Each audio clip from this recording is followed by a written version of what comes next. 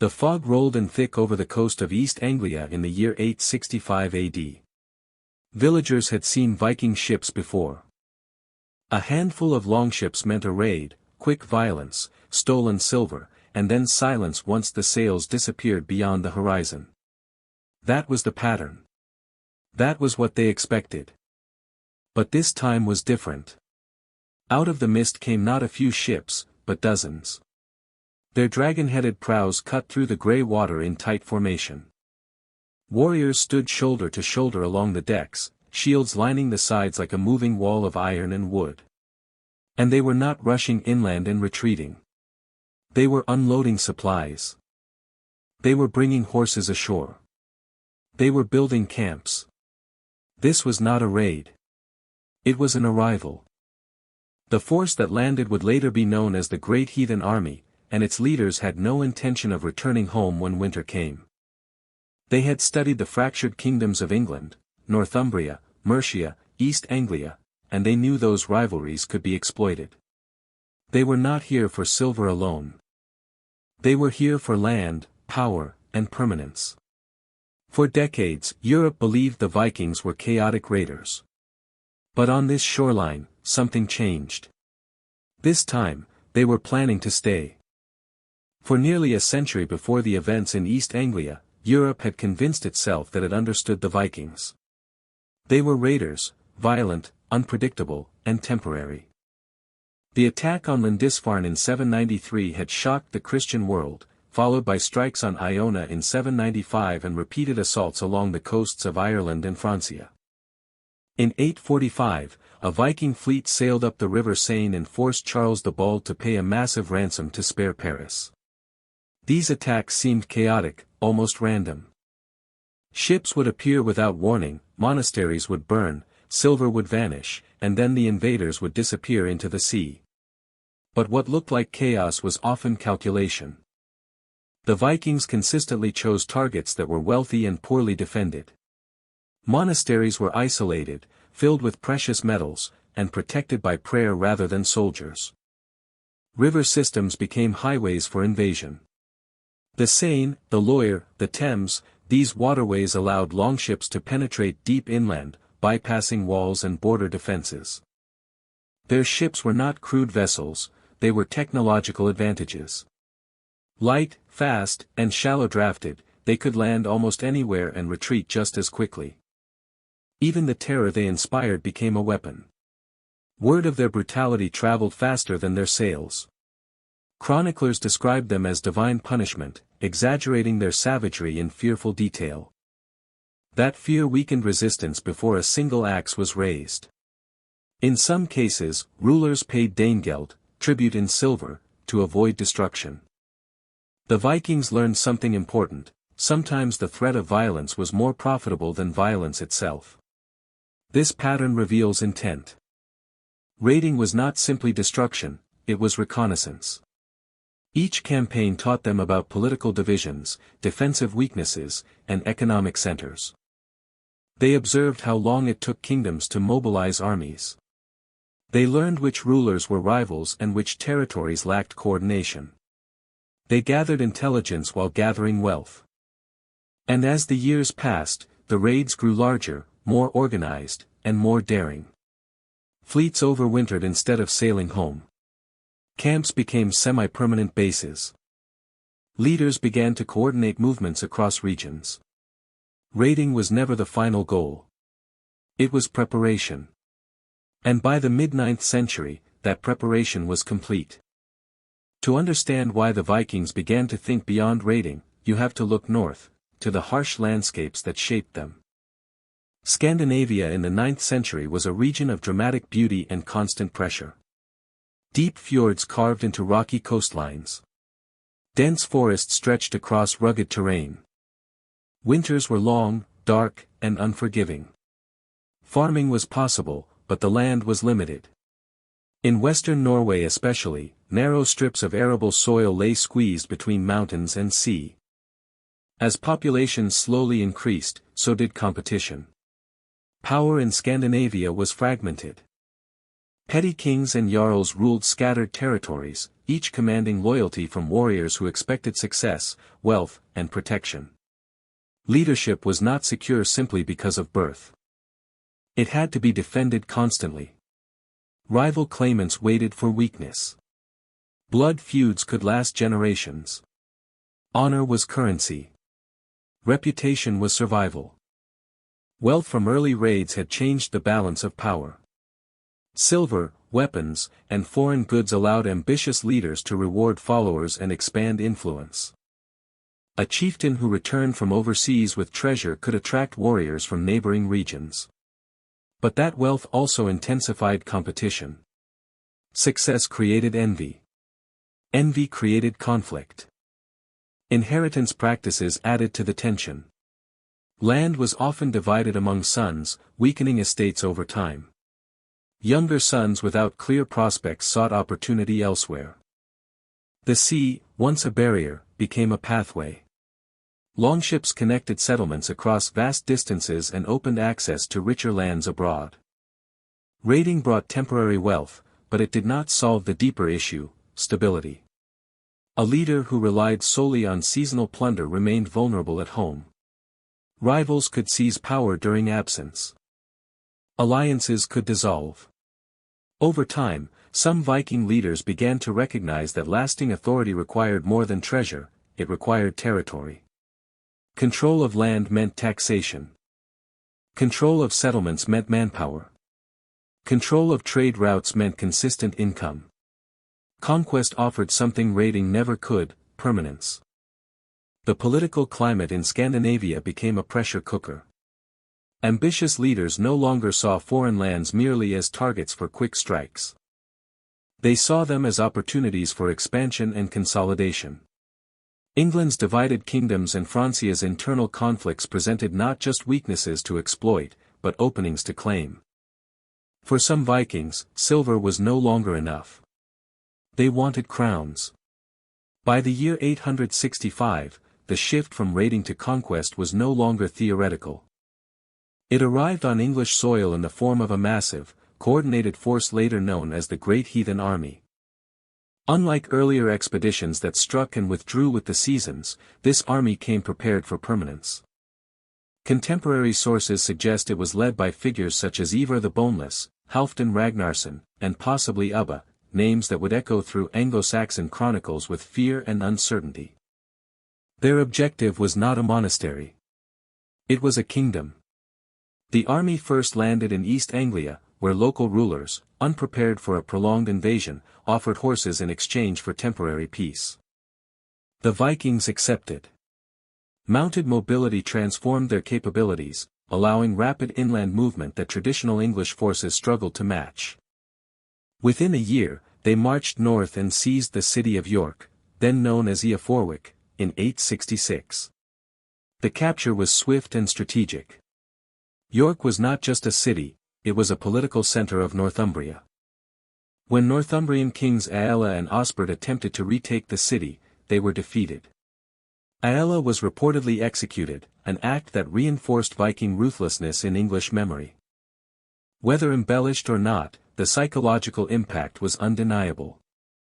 The message was clear: resistance would be crushed decisively. Unlike earlier raiders, the Great Heathen Army established winter camps. They did not retreat when cold winds arrived. They fortified positions, reorganized, and prepared for further campaigns. This changed everything. English kingdoms were accustomed to seasonal threats. Now they faced a permanent one. The Vikings exploited political divisions masterfully. England was not unified, it was a patchwork of rival kingdoms, Northumbria, Mercia, East Anglia, and Wessex. The invaders attacked one while negotiating with another. They struck quickly, using shield wall formations in open battle and rapid cavalry maneuvers once horses were secured. Speed and adaptability became their greatest weapons. Over the next several years, East Anglia fell. Mercia weakened. Northumbria collapsed into Viking control. The map of England began to change not through scattered flames along the coast, but through systematic dismantling of its political structure. This was no longer raiding. It was occupation in motion. As the campaigns continued, it became clear that the Viking presence in England was no longer temporary. After securing York and breaking the power of Northumbria, the invaders began carving out territories they intended to hold. By the late 9th century, large portions of eastern and northern England fell under what became known as the Danelaw, a region where Scandinavian customs, laws, and leadership shaped daily life. This was not a land stripped bare and abandoned. It was reorganized. Settlements were reinforced rather than destroyed. Farms were redistributed. Viking leaders placed trusted commanders in positions of authority, ensuring loyalty through shared spoils and shared risk. Trade routes along rivers such as the Trent and the Ouse were secured, allowing movement of goods and troops alike. Control of waterways meant control of commerce, and commerce meant stability. Intermarriage between Scandinavians and Anglo-Saxons blurred cultural lines. Norse place names began appearing across the landscape, towns ending in by and thorp marking areas of settlement. Markets grew where camps once stood. The sword had opened the door, administration now kept it open. The Vikings understood that land offered more reliable wealth than silver taken in a single raid. Tribute systems were organized. Agricultural output supported permanent garrisons. Leaders who once commanded fleets now governed territories. This transition required discipline. Warriors had to adapt from plunderers to protectors of their own holdings. Yet occupation did not eliminate violence. Resistance flared periodically. Local nobles who refused to submit were replaced or executed. Strategic fortifications were established to deter rebellion. The psychological edge remained crucial. Stories of past brutality discouraged future uprisings. But one kingdom still resisted complete subjugation, Wessex. Under King Alfred, defenses began to evolve. Fortified buzz, defensive towns, were constructed in strategic locations. A reorganized military system ensured faster mobilization. Alfred had studied the Viking method carefully, and he began adapting to it. The Danelaw represented the success of Viking planning. They had proven they could conquer and govern. Yet their expansion was not uncontested.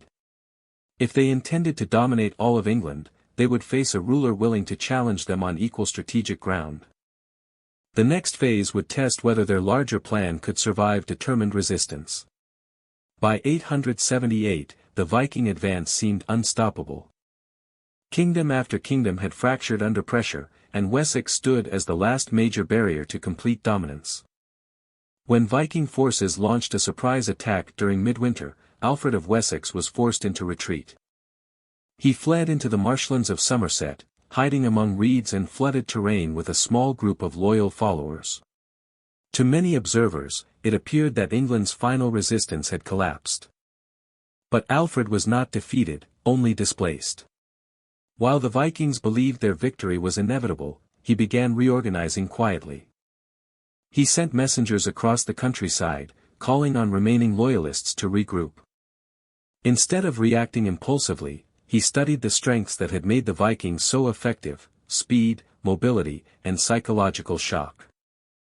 If Wessex were to survive, it would need discipline and preparation equal to its enemy. When Alfred finally re-emerged, he did so with purpose. In the spring of 878, he gathered an army and confronted Viking leader Guthrum at the Battle of Edington.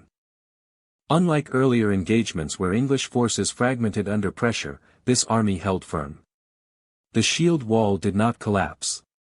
Coordination replaced panic. The battle was hard fought, but the momentum shifted. Guthrum's forces were pushed back and eventually surrounded. The result was not annihilation, but negotiation. Guthrum agreed to withdraw and later converted to Christianity as part of the settlement known as the Treaty of Wedmore. The agreement formalized boundaries between Viking-controlled territories and Wessex. It was a recognition that conquest had limits. Alfred did not stop there. He reorganized his kingdom structurally. Fortified baths were constructed across strategic points, ensuring that no settlement lay far from protection. A rotational military system allowed rapid mobilization without exhausting the population. A small but effective naval force began to challenge Viking dominance at sea. The Vikings had forced England to evolve. Their methods had reshaped military strategy and governance. Yet they had also encountered an opponent capable of adapting. The dream of complete domination had been interrupted, but not entirely extinguished. Because England was only one front. Beyond it, other regions were already becoming part of something much larger. While England struggled for survival, Viking ambitions were expanding across multiple horizons. Their movement was never confined to a single coastline. In Ireland, Scandinavian forces established long-term settlements as early as 841, founding fortified ports such as Dublin. What began as raiding bases evolved into thriving trade centers linking the Irish Sea to broader European markets. Control of these ports meant influence over commerce, tribute, and regional politics. To the south, in 911, a Viking leader named Rollo accepted land from the Frankish king Charles the Simple. The territory granted to him would become Normandy. This was not defeat, it was transformation. A former raider became a recognized ruler, pledging loyalty in exchange for legitimacy and land.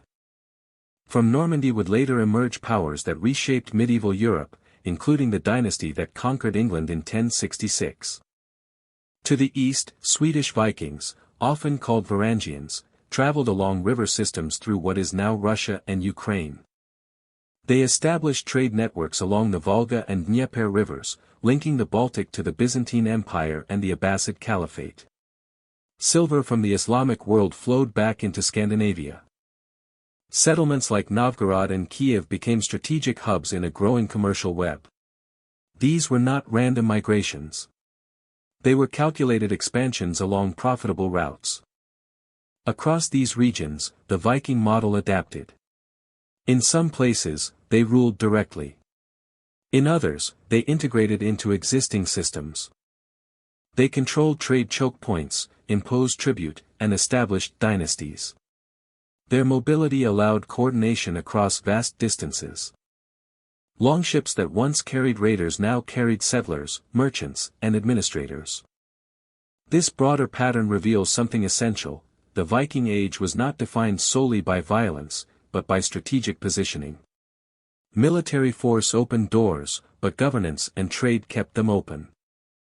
They studied geography carefully, rivers, coasts, crossroads, and secured the locations that offered leverage. By the late 10th and early 11th centuries, rulers like Knut the Great commanded territory stretching across England, Denmark, and Norway. This was not accidental. It was the culmination of decades of calculated expansion. The world that once saw them as raiders had become a world reshaped by their presence. And the transformation was permanent. By the early 11th century, the transformation was undeniable. Vikings who had once arrived as raiders now ruled as kings. In 1016, Knut the Great secured the English throne, later extending his authority over Denmark and Norway. What had begun with burning monasteries and seasonal plunder had evolved into a North Sea empire. Scandinavian rulers now governed established kingdoms, collected taxes, enforced laws, and maintained diplomatic ties across Europe. The Viking Age did not end in a single dramatic collapse. It faded as integration replaced invasion. Norse language blended with Old English. Trade networks became permanent arteries of commerce. Former warlords became dynastic founders. Even when the symbolic end came in 1066 at the Battle of Stamford Bridge, the impact of centuries of expansion could not be undone. They had not simply raided. They had studied weakness, exploited division, secured territory, and built systems of control. What appeared to be chaos was often strategy disguised in fire and steel. Their ships carried more than warriors. They carried a vision. If you enjoyed this story, like and subscribe for more untold history.